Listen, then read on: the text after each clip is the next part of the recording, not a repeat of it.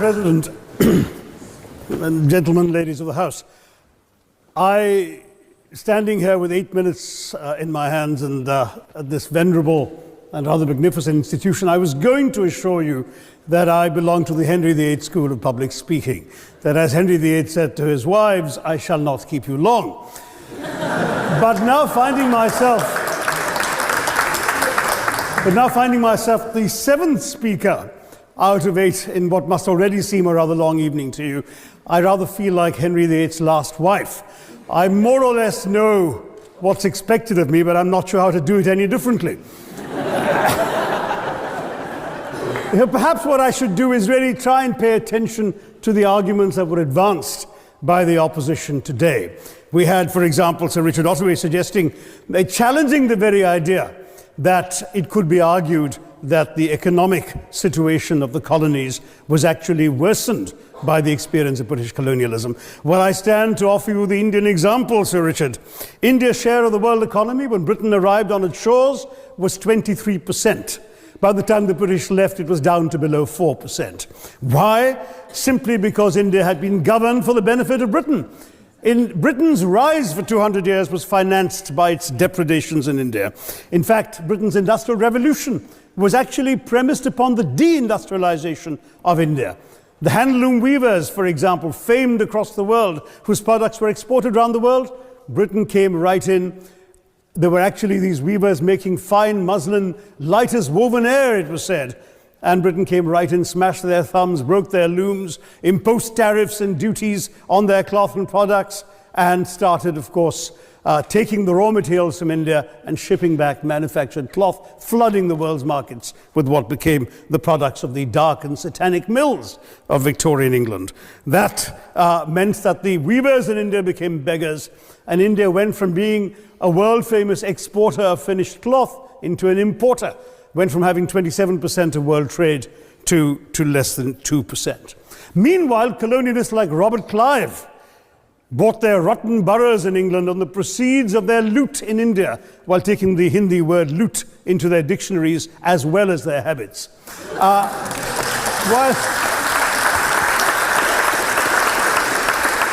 And the British had the gall to call him Clive of India, as if he belonged to the country, when all he really did was to ensure that much of the country belonged to him. By the end of the 19th century, the fact is that India was already Britain's biggest cash cow, the world's biggest purchaser of British goods and exports, and the source of highly paid employment for British civil servants. We literally paid for our own oppression. And as has been pointed out, the wealthy Victorian British families that made their money out of the slave economy, 1/5 of the elites of the wealthy class in Britain in the 19th century owed their money to transporting 3 million Africans across the waters. And in fact, in 1833, when slavery was abolished, what happened was that a compensation of £20 million was paid, not as reparations to those who had lost their lives or who had suffered or been oppressed by slavery, but to those who had lost their property. I was struck by the fact that your Wi-Fi password at this union commemorates the name of Mr. Gladstone, the great liberal hero. Well, I'm sorry, his family was one of those who benefited from this compensation.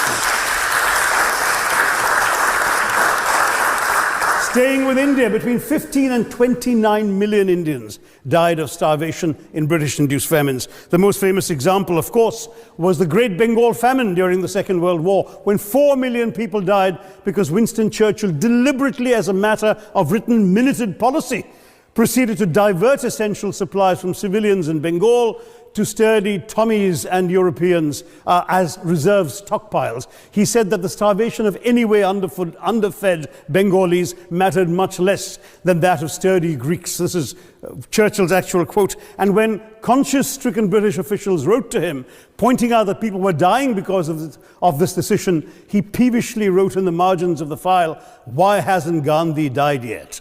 So all notions that the British were trying to do their colonial enterprise out of enlightened despotism to try and bring the benefits of colonialism and civilization to the benighted heathen. I'm sorry, Churchill's conduct in 43, simply one example of many that gave a lie to this myth. As others have said on the proposition, violence and racism were the reality of the colonial experience. And no wonder that the sun never set on the British Empire, because even God couldn't trust the English in the dark. Let me take World War I as a very concrete example, since the first speaker, Mr. Lee, suggested these things couldn't be quantified. Well, let me quantify World War I for you. Again, I'm sorry, from an Indian perspective, others have spoken of other countries. 1/6 of all the British forces that fought in the war were Indian. 54,000 Indians actually lost their lives in that war. 65,000 were wounded. Another 4,000 remained missing or in prison. Indian taxpayers had to cough up £100 million in that time's money. India supplied 70 million rounds of ammunition, 600,000 rifles and machine guns, 42 million garments were stitched and sent out of India, and 1.3 million Indian personnel served in this war. I know all this because, of course, the commemoration of the centenary has just taken place. But not just that, India had to supply 173,000 animals, 370 million tons of supplies, and in the end, the total value of everything that was taken out of India, India, by the way, suffering from recession at that time and poverty and hunger, was, in today's money, £8 billion. You want quantification? It's available.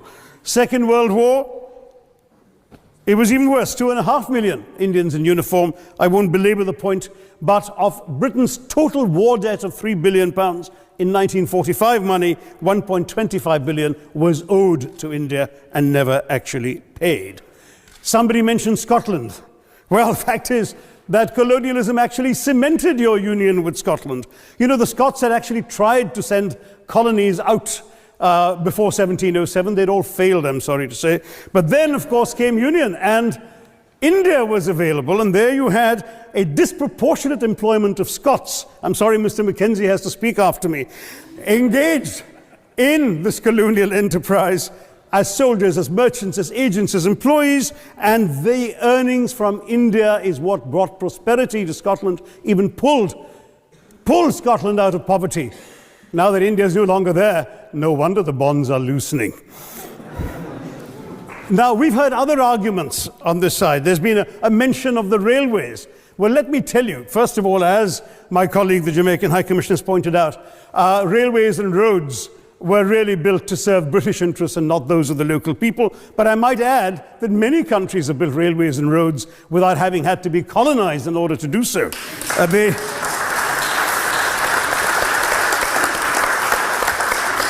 They were designed to carry raw materials from the hinterland into the ports to be shipped to Britain. And the fact is that the Indian or Jamaican or other colonial public, their needs were incidental. Transportation, there was no attempt made to match supply to demand for mass transport, none whatsoever.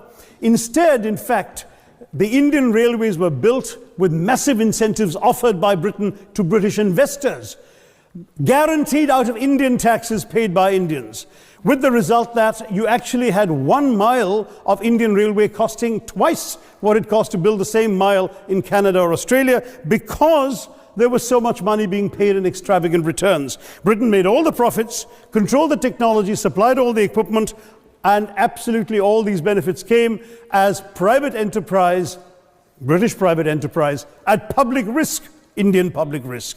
That was the railways as an accomplishment. We're hearing about aid. I think it was again Sir Richard Ottaway who mentioned British aid to India. Well, let me just point out that British aid to India is about 0.4% of India's GDP. The government of India actually spends more on fertilizer subsidies, which might be an appropriate metaphor for that argument. 65% of India is under 35. How many of you are under 25?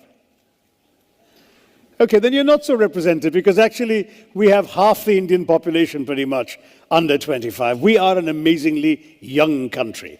In fact, if you just take the age group from 10 to 19, there are 226 million Indians poised, in other words, to enter higher education, going through school and ready for higher education. Now, this is amazing because it's happening at a time when the rest of the world is aging, right? If you look at the average age in India today, it's 28. Of course, don't ask about the gap, since we heard about gaps between the average age of the Indian person and of the Indian cabinet. I think we hold the world record for that. But that's another matter. That's another TED talk, right? But what you've got with this average age is a time when the rest of the world is changing. So by 2020, the average age in Japan is going to be 47. In China, it's going to be heading well past 40. Europe, 46. The United States, youthful US, also 40. And India's average age is going to be 29. So we are potentially the people who are the youthful, productive, dynamic, young population ready to work and transform the world. The kinds of role that, say, China played in the last generation could be ours in the next. In fact, the International Labour Organization has worked out that by 2020, we'll have 116 million people in the age group of starting work. 20 to 24 is what they calculate, and China will only have 94 million at the same time. So we really are poised to do that. But, and by the way, other countries will have a serious deficit. It's estimated that the US will have 17 million short in terms of how many people they need at working age.